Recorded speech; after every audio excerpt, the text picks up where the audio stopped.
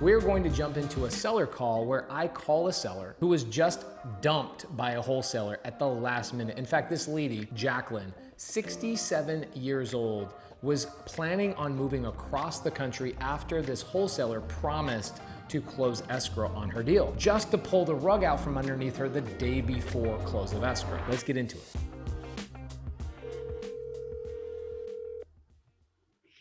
Hello. Hey, is this Jacqueline?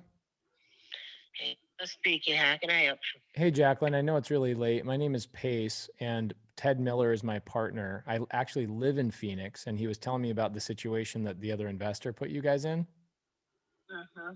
And I heard that your daughter's coming to pick you up, and you guys kind of have a tight timeline. So I thought I'd just give you a call and see if I could clarify a couple of things, see if I could help you out. Okay. Yes, sir. What's the situation? Get me caught up to speed. Well, I entered a contract with in June, and the thing was he offered us $196,000. I could pay the house off.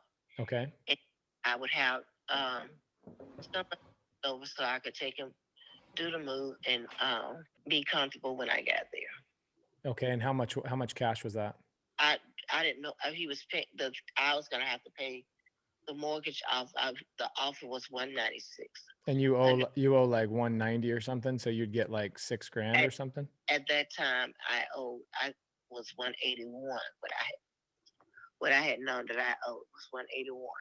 Okay. And change. So he offered me the 196. We took the 196.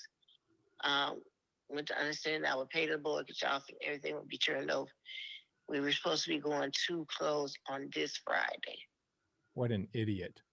So he overpaid for the property, and he didn't tell you, he didn't communicate with you. He made you get ready to move out across the country, and then he just pulled the rug out from underneath you.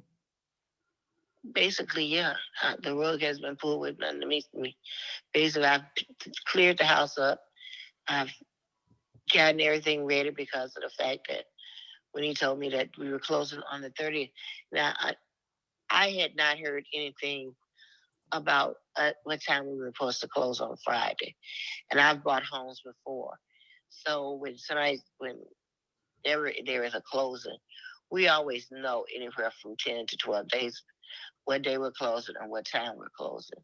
Right. And I had not heard anything about what time we were closing. So I reached out to him to find out what time would we be closing. And he said then that unfortunately something had come with unforeseen circumstances. And so that he would need more time. And I was like, I don't have the time. And just like I talked to your other partner, had he communicated with me before I moved everything out of the house, put stuff in storage, and got another place to live, hey, I would have been fine. Because moving everything, being 67 years old and being a widow and trying to get everything out of the house, it was a job. And then to tell me to wait 3 or 4 days before time for the close and say, hey, it's not happening. It just doesn't work for me. So right. Can I tell you a little bit about what I do and how I'm involved? Yeah. Because I'm sure having a third conversation with somebody at 10 o'clock, I called you at 10:12, and I really apologize. This gentleman's not an actual investor. What he is what we call in this industry a wholesaler. Okay. And what a wholesaler is what they do is they get sellers like you into a contract, and they then try and take that contract and they try and sell that contract for a profit, like $5,000 or $7,000. So he contracted you at 196, hoping he could find somebody else to pay 200, and he could walk away making $4,000 and actually never having to buy the property. Does that make sense? Mm-hmm. So what happens is he's marketing the property all over the place: Facebook Marketplace, Craigslist, MLS, all over the internet. He's sending out email blasts to all sorts of people all over the country and just saying, I've got a contract. Who will pay over 196? And what ultimately happened is nobody wanted to pay 196. So he threw it at my company and said, you guys deal with this. I can't handle this. Nobody wants to buy this deal from me. And I said, well, why don't you buy it at the 196? And he goes, because I don't have the money. And that's the thing with these wholesalers is they don't have the money to buy these properties, right? So Ted and I have a different strategy, and that strategy is where we take over people's payments. Did Ted talk to you about that strategy at all? Yes. Okay, and how do you feel about that? Well, he said I sent him some information that he needed. Well, let's assume that the information works for us. I haven't seen it. He literally was telling me the story. He also told me it was your birthday on Friday. My birthday was yesterday. That was yesterday. If it's after midnight, it was just, my birthday was the 27th. So when Ted, as a matter of fact, I had just came back in the house. Mm-hmm. Well, I hadn't even got in the house. I was in my driveway when Ted called me and said, hey, this is the deal. This not happening. So this is what I'll try and do for you since you're in a bad situation. So okay. So do you understand what we do, or do you want me to go over that one more time for you? Well, what he said is that I keep the mortgage open. Mm-hmm. You all make payment. I walk away with whatever I was gonna make after whatever from the 196, whatever the payoff was gonna be from the mortgage that I owed. They would give me that, and then you all would make the payments, and I just leave the mortgage open. Yeah, that's correct. So what happens is I log into your mortgage, or we send a check to your mortgage every month, and the deed or the ownership of the property transfers to us. So essentially you get the same amount of money, but because the property has really, I mean, there's a reason why that wholesaler, I can't remember, what's his name again? The only thing that comes to my head is idiot and liar. So I can't remember his name, but that guy who lied to you, he overpaid for the property at 196, which is why he couldn't sell it to anybody. And so the only way I can afford to buy at that price is if we take over payments. Does that make sense? Why it makes sense for us to take over payments instead of paying it for cash? Mm-hmm. Okay. And is this something you're open to, or do you have any questions about it? No, I listened to him yesterday when he was telling me about it. I told him to get back to me and let me know what he was going to be able to do, and I'll take and go from there. Got it. And when are you leaving to Phoenix? I have a doctor's appointment. Everything has, to be honest with you, everything has just been a mess. Because right now, I have to leave.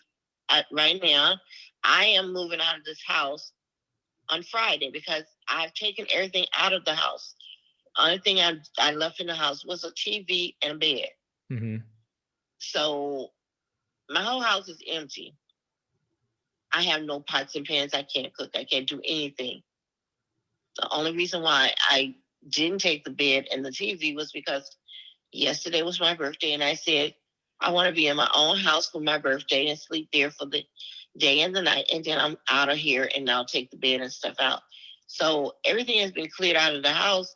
I have no pots and pans. I can't cook. I can't do anything. So I have doctor's appointments, but I'm leaving here. My daughter is coming here to get me on the 11th. She'll be here on the 11th. Okay. And so then I'm going with her. So we're going back to Phoenix then.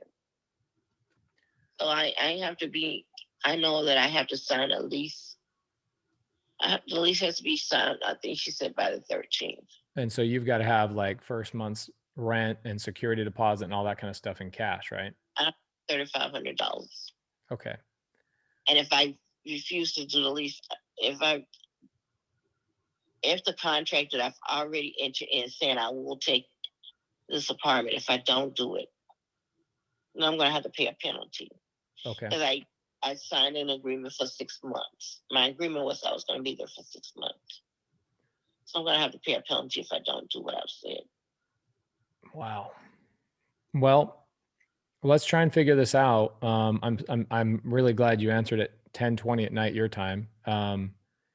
Why don't we try and figure this out sometime tomorrow? Is there a way we can get maybe me, you, and your daughter on the phone and kind of figure this all out and get you guys taken care of? Well, my daughter's just one that always just be with me. She lives in Phoenix. Okay. But I mean, I'm the person that has to make the final decision. Okay. I'm the person who owns this. It just so happened that when Devon Moore was talking, my daughter was just on the line then because, I was already talking to her. I mean, like, everything is just a mess because at the time, like I said, when my daughter and I was first talking about it, we had a realtor that was going to put the place on the market. And we had called her to make an appointment to sit down and talk with her to see what we could put the house up for when Devon called and offered this offer. What? So what an idiot. Said, had he just not called, I would have went with the realtor and put the house on the market at that time. But now you're out of time. Well, now like I said, had he communicated before I pulled everything out of the house, had he told me the first week in July, hey, listen, right now I just need a little bit more time. It's not going to be able to close on the 30th, but I need a little bit more time and then see what I can do. And had he did that the first week of July, I probably would have been okay. But you wait until 5 days before it's time to close. That's not okay with me. And you leave me out in the cold because now I've gone through the house of doing everything to meet the understanding of being out of this house on the 30th. And I've spent money putting stuff in storage, doing everything I had to do. I ran to get, running around like a chicken with my head cut off, trying to find some place to lay my head. And then I'm told at the last minute, that's not going to work. Right. Well, we make a whole business model entirely around solving these exact problems. We have so many sellers call us when wholesalers, this guy, he lied to you. He put you in a bad situation. And then what ultimately happens is we have sellers call us and say, can you help me solve my problem? This guy caused for me. So I understand what you're going through. We've had so many sellers that have loaded up their U-Hauls, traveled all the way across the country thinking that the check was in the mail for the house that they, contracted with somebody like this guy, just to find out that they move all the way across the country and they're relying on a down payment or a security deposit. And then they end up having to live in their U-Haul for a couple of weeks until they borrow money from somebody because these fake investors put them in bad situations. And that's basically where you're at. You moved everything out of your house. You've got a bed and a TV. Your birthday was yesterday.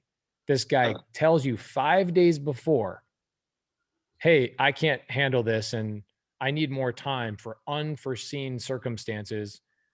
I can't handle this, or whatever it is that he says, and he puts you in this situation. Horrible. Well, I know it's late for you.